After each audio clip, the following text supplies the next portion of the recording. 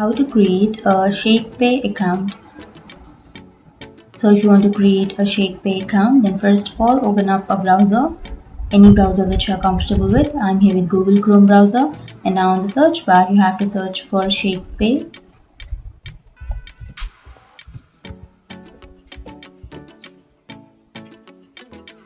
And now to create a Shakepay account, you can click on Get Started, which is on the upper right corner.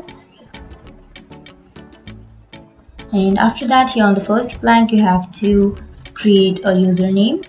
And after creating the username, on the next blank, you have to enter your email address.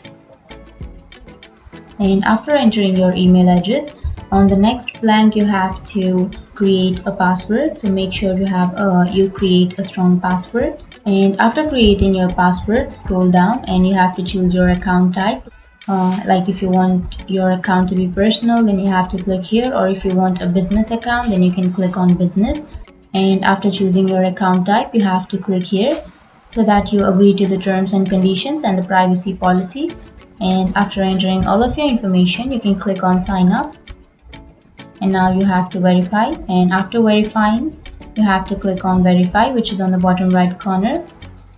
And after verifying, now you have to open up your email.